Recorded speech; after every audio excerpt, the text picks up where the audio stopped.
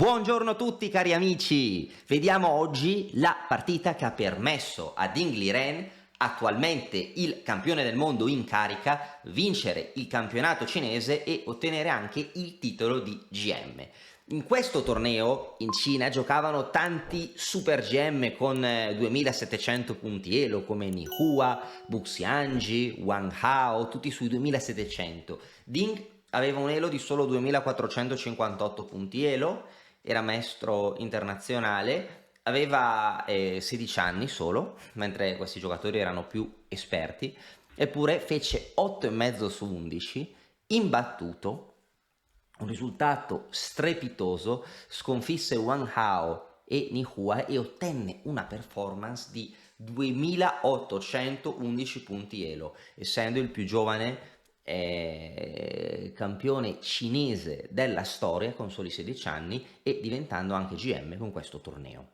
Vediamo adesso la partita, una delle partite più decisive giocata tra Ding Liren e Ni Hua, uno dei suoi più forti avversari del torneo.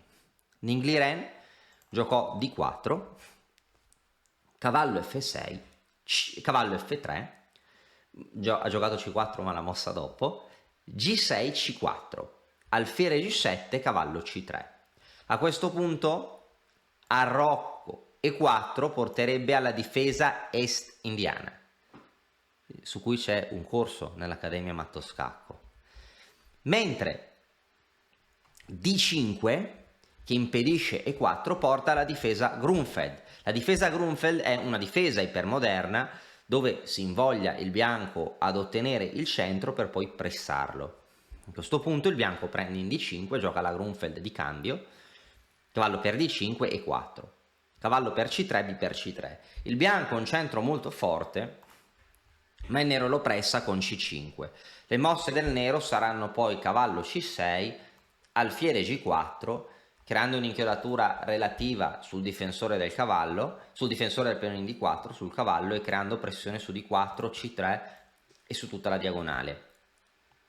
A questo punto Ding gioca una variante super interessante che è stata inventata più o meno negli anni 70-80 del 1900, dove era di moda, che è torre B1. Perché torre B1, che non è una mossa di sviluppo?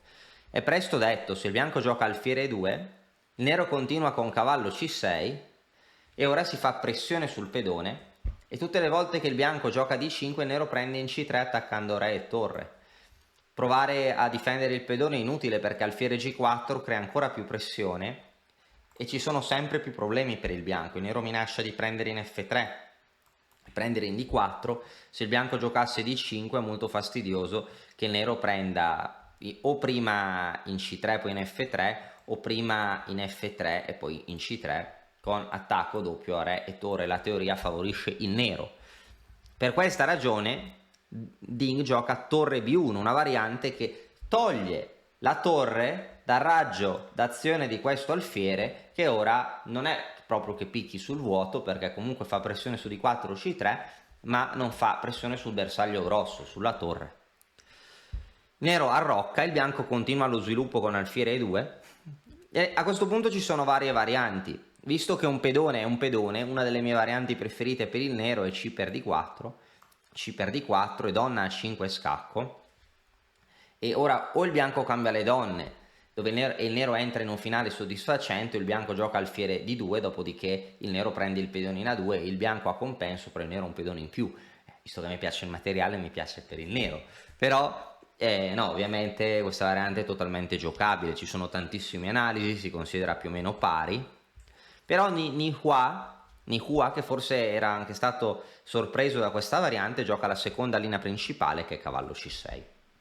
A questo punto Ding gioca D5 e ora sacrifica il pedone in C3, un sacrificio teorico che però non comporta il sacrificio della torre. Ora di fatto alfiere per C3 non è granché perché si può continuare con alfiere D2, alfiere per D2, donna per D2, l'alfiere non poteva prendere A1, ora il cavallo deve andare via, non può andare in D4, se no il bianco recupera il materiale, no? Su cavallo D4, il bianco recupera il pedone in meno, e sta bene.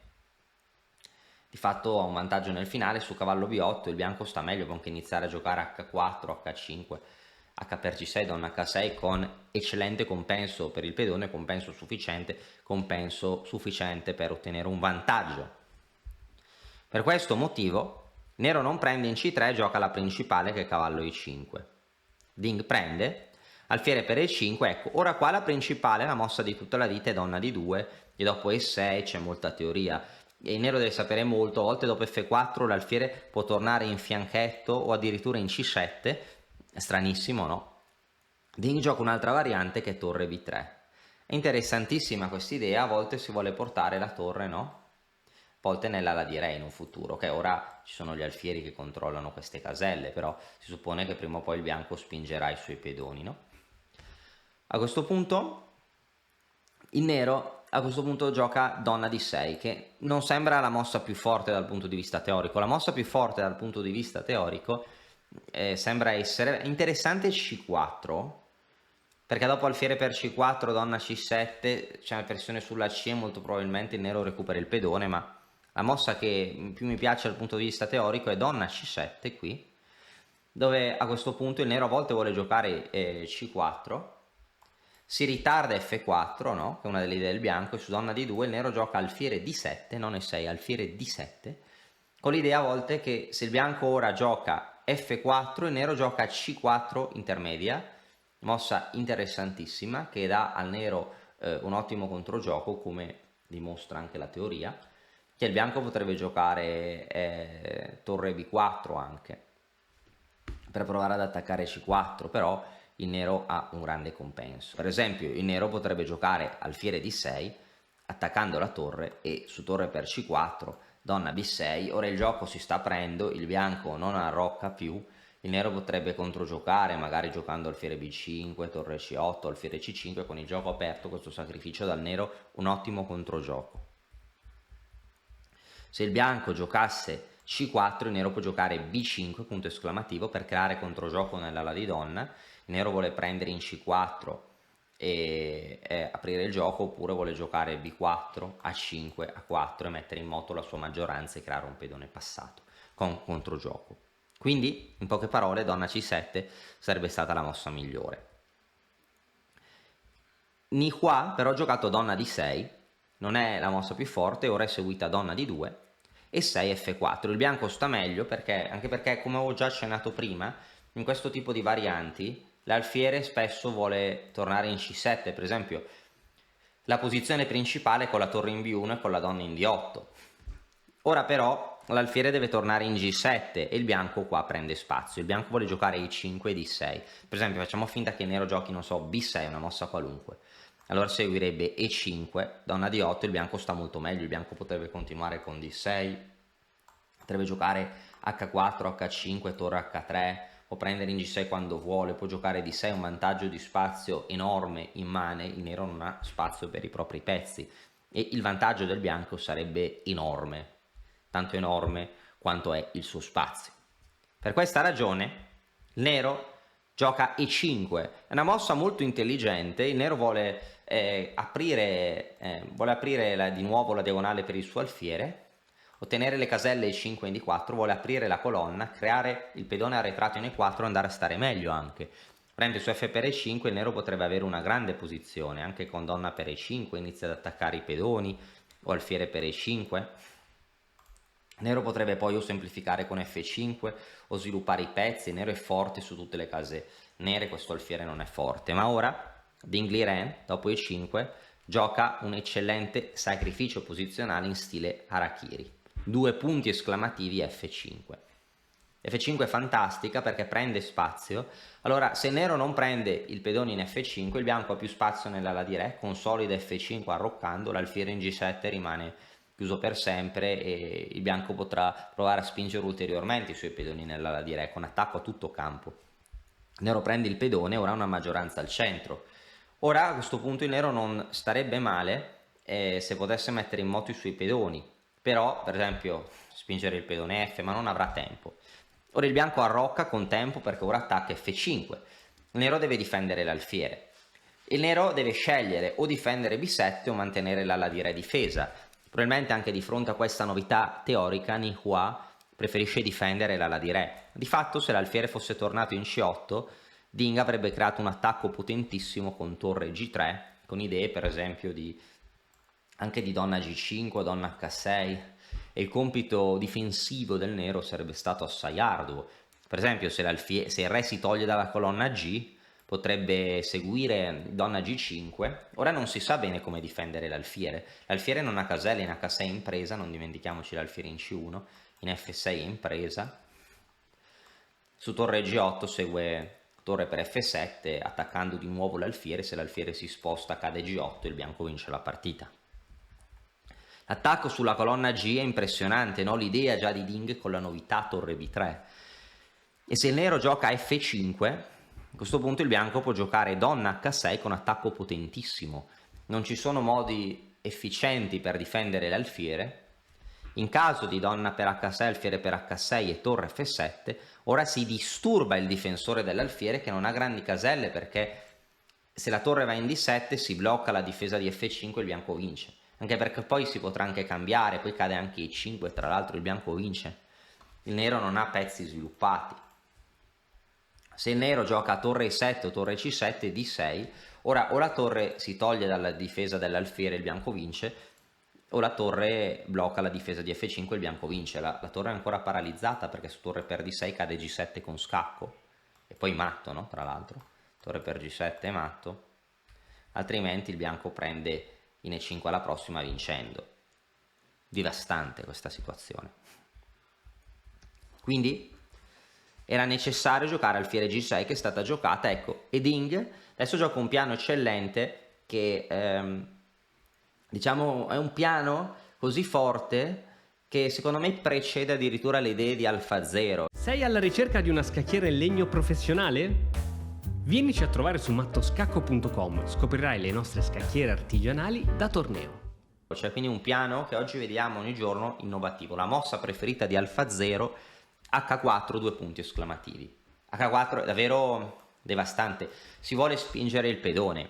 Perché vediamo un attimo, il bianco poteva forse prendere il pedone in B7? Il punto è che se si prende in B7 non si ottiene nulla, il nero si attiva, gioca E4, vuole spingere i suoi pedoni, vuole giocare alfiere di 4 scacco, E3 in un ordine o nell'altro, perché dopo E3 donna per E3 la donna sarebbe inchiodata lungo questa diagonale. E ora per esempio se il bianco gioca alfiere B2, alfiere per B2, donna per B2, il nero ha un pedone passato, l'alfiere è molto solido difendendo F7, ricordiamoci questa posizione dopo, voglio davvero che ci ricordiamo questa posizione perché il nero gioca torre B8, come se nulla fosse. Dopo torneremo su questa posizione che è solida per il nero. Torre B8 il nero non ha problemi, anzi il nero ha una posizione almeno perfettamente pari. Peccato per il nero che Ding in modo geniale gioca H4, non so se era preparazione o no. H4 vuole guadagnare l'alfiere, se il nero giocasse B6, H5 l'alfiere è intrappolato. Ora, come può difendersi il nero? Se il nero gioca F5 il punto è che il pedone arriva fino in H6 ed è il principio della fine, perché poi tipo ora la torre entra in B7, si vorrà entrare in G5 con i pezzi, il re è debolissimo e davvero la posizione nera è difficilissima. Se si spinge in E4 alfiere B2 per esempio, anche indebolendo il difensore di G7 o donna G5, la posizione del nero è davvero, davvero cattiva. Poi il bianco starebbe molto molto meglio, perché il pedone in H6 è una minaccia. Su H6, H5, alfiere H7, a questo punto il nero ha più debolezze, F7 si difende peggio, H6 ha anche una debolezza. Il bianco ora prende in B7 e ora se il nero mette in moto i suoi pedoni con E4, il bianco gioca alfiere B2, alfiere per B2, donna per B2. Ecco, poco fa avevo chiesto di valutare la posizione, una posizione su cui saremmo tornati, dove qua senza le spinte del pedone H, ovvero col pedone ancora in H2 l'alfiere ancora in G6, e sarebbe esattamente questa posizione. In questa posizione con il pedone in H2 senza queste mosse il nero è solido e gioca a torre B8, controgiocando sulla colonna B e difendendosi. Nella posizione invece menzionata poc'anzi, in questa posizione K5 ha guadagnato spazio, il bianco minaccia di vincere anche con torre, se il nero gioca una mossa qualunque, non so, torre F6, no? Poi guadagna il pedone H6, anche donna F6 probabilmente vince, no? Perché le minacce poi sono terribili, la torre fa pressione su A6, H6, no? Poi si fa pressione su C5, Il nero non può difendersi qui. E la differenza è che per esempio se il nero giocasse torre B8, che prima poteva fare, ora per esempio con l'inserimento del pedone in H5 e dell'alfiere in H7 ci sono meno difese su F7, il bianco vince con torre per F7, 2 punti esclamativi. Si minaccia matto, se il bianco, prima il nero aveva alfiere per F7, ora non ce l'ha più, su torre per F7, torre per B8. Il bianco ha preso l'importante pedone in F7 e alla lunga vincerà la partita. Bellissimo, no? Torniamo allora un attimo indietro. Torniamo un attimo indietro ad H4 e qua gioca H5, ma ora questo pedone è debole, donna G5. L'inserimento H4-H5 non è uguale per entrambi, è un indebolimento per il nero. Cade H5 e poi il pedone in H4 potrebbe essere chiave per la vittoria. E 4 provando a liberarsi, alfiere per H5, i pedoni sono pari ma il re nero è più debole. Torre 8, alfiere 2, ora il bianco vuole accingersi ad avanzare il pedone H, di fatto il bianco guadagnerà un pezzo se tocca a lui. Se il nero gioca una mossa qualunque, H5, alfiere attaccato, H6 e ora l'alfiere cade per via dell'inchiodatura. Notare che il pedone in H6 è difeso anche 2 volte. Su donna per H6, donna per H6, alfiere per H6, il bianco guadagna un pezzo e poi la qualità è quindi addirittura una torre. Quindi in questa posizione, dopo alfiere 2, il nero gioca donna E7, il bianco gioca H5. Alfiere H7, torre G3, se minaccia matto, se minaccia anche H6, il nero cattura, alfiere per G5, ora la posizione è critica, se minaccia H6, alfiere F6 inchiodando l'alfiere, il nero gioca alfiere di 4 scacco, re via e alfiere E5. Ecco a questo punto un'altra idea geniale di Ding. Ding sta già molto meglio, ma gioca un'idea che crea una paralisi al nero. I pedoni sono pari e ora un altro sacrificio in stile Harakiri, sacrificio di qualità, alfiere F6. Una mossa che fa quasi piangere di gioia. Il nero non può muoversi, il re nero, l'unica idea è accettare la qualità e ora il nero è paralizzato. Questo alfiere è inamovibile, il bianco vincerà con questo pedone passato, potrà anche mettere in moto il pedone G e anche il pedone D. Le torri nere sono totalmente inutili. La sconfitta del nero è definitiva. Il bianco non deve nemmeno trovare mosse uniche, tutte le mosse del bianco praticamente vincono. Il nero ha giocato E3, ora torre F4. Ora provare a cambiare le torri non aiuta perché il bianco spinge il pedone e anche su torre per F4, re per F4, poi il nero non ha modo, dovrà dare la torre intera su questo pedone, il bianco avrà un pezzo in più nel finale, poi con un pezzo in più gli mangerà tutto. Se il nero si pentisse e giocasse torre E6, il bianco vince sempre per l'attacco. Ora il nero deve dare l'alfiere, il bianco gioca questa mossa intermedia, attacca la torre, prende l'alfiere nero, avrà 2 pezzi per la torre e poi prima o poi il pedone in D6 promuoverà, il nero dovrà sacrificarci una torre, il bianco vincerà la partita. Quindi, dopo i 3 torre F4, il nero gioca alfiere C2.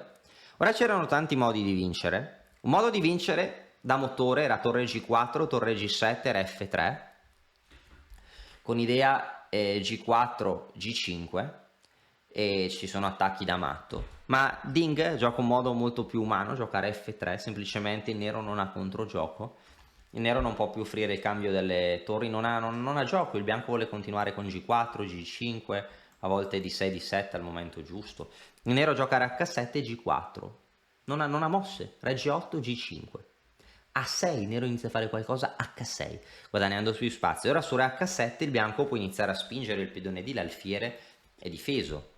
Il nero perde, non ha proprio modo. Su alfiere G6 per minacciare alfiere H5, vabbè il nero evita i trucchi da un colpo.